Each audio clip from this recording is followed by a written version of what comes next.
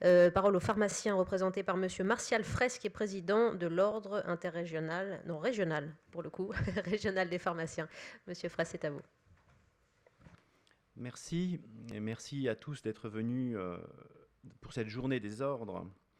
Donc le pharmacien, je ne vais pas revenir sur l'organisation de nos chambres de discipline, sur toutes les missions que nous avons finalement assez communes avec les autres ordres dans la tenue de la profession, mais le pharmacien a une particularité parmi les professions de santé réglementées, c'est d'être également un commerçant.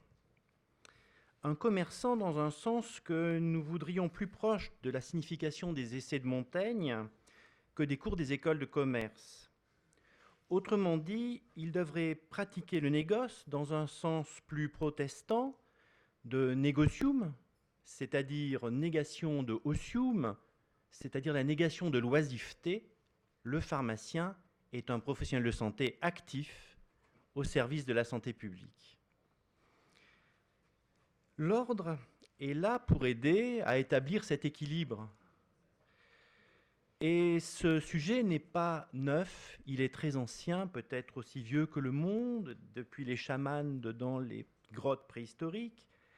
Mais un des principales marques date d'une pétition envoyée au ministre de l'Intérieur, le comte de Montalivet, ministre de l'Intérieur de l'empereur Napoléon Ier. Je vous cite, c'est le début de cette pétition.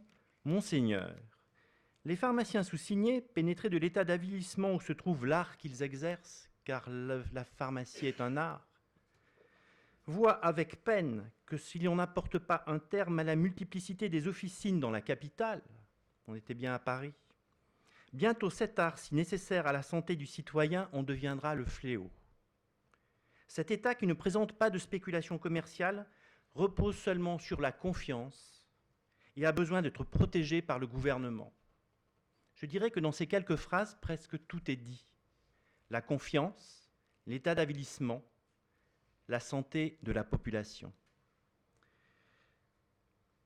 L'ordre doit garder fidèles ses pensées de nos pères et ne pas laisser devenir les pharmaciens le fléau de la santé publique. L'ordre des pharmaciens s'y emploie afin de garder un statut qui doit être reconnu par la population dans une version que l'on pouvait appeler du XIXe siècle la version d'un honnête homme, mais également une version beaucoup plus moderne. Comme tous les autres ordres, nous sommes confrontés à l'évolution de notre société. Tels les visiteurs, quelle serait la réaction de Parmentier ou Cadet-Devaux sur les nouveaux et extraordinaires remèdes que nous pouvons dispenser avec leurs résultats, mais tout en restant les pharmaciens gardiens des poisons, avec ce qu'ils appelaient leur effrayante responsabilité. Nos pères auraient-ils pu imaginer les moyens infinis de communication, d'information ou de publicité, la nuance est ténue, qui sont à notre disposition à tous? Nous devons donc nous adapter. Le Conseil national de l'Ordre des pharmaciens a initié des travaux pour rénover notre code de déontologie en relation avec les articles du Code de la santé publique auxquels il correspond, pour répondre justement à l'usage par les professionnels de santé de ces nouveaux moyens de communication. L'ordre des pharmaciens est là, comme les autres ordres, pour défendre l'honneur et l'indépendance de notre profession. L'indépendance, il est facile de vous illustrer ce mot. Je représente également l'ordre des pharmaciens auprès des instances de l'Union européenne. Et très récemment, c'est paru d'ailleurs dans les journaux professionnels, il y a eu ouverture du capital des pharmacies italiennes à tout un quiconque pourrait avoir un intérêt à posséder une pharmacie. Ainsi, la mafia calabraise s'est trouvée rapidement propriétaire de nombreuses pharmacies du nord de l'Italie. Indépendance. C'est toujours ce mot qui doit faire réfléchir autant nos institutionnels que les pharmaciens, de savoir s'ils doivent garder intacte la qualité de leur acte en tant que professionnels de santé ou l'avilir par des sujets médiocres ou des volontés rapides. Une spéculation. L'honneur, nous en sommes tous, les professionnels de santé et les ordres, conscients de ce mot qui veut dire beaucoup et pourtant qui perd sa signification de jour en jour. Mais nous restons fidèles à cette idée.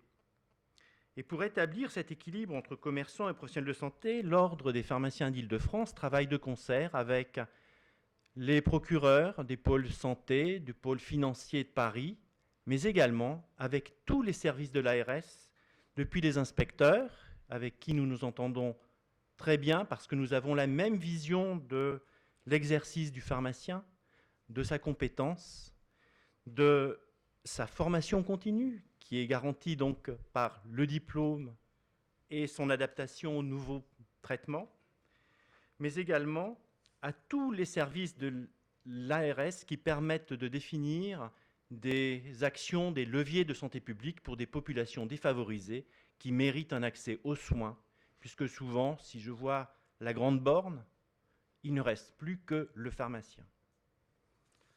Enfin, si nous devons tous nous améliorer, puisque nous sommes là pour parler d'une amélioration de nos pratiques, de travailler ensemble avec nos institutions pour pouvoir amener, je dirais, réduire, comme disait Claude Évin, cette différence d'espérance de vie entre les deux extrémités de la ligne 13, eh bien, le pharmacien du XXIe siècle, si je suis les idées de Dominique Pelka, est et restera un professionnel de santé qui mérite la confiance de la population et de nos institutions. Je vous remercie. Vous avez introduit, Monsieur Fraisse, avec talent et brio, notre table ronde dans un petit instant philosophique et déontologique. Et je crois que de nombreuses questions se poseront justement sur l'aspect négociant et peut-être injustement davantage mis en lumière que le reste de votre profession.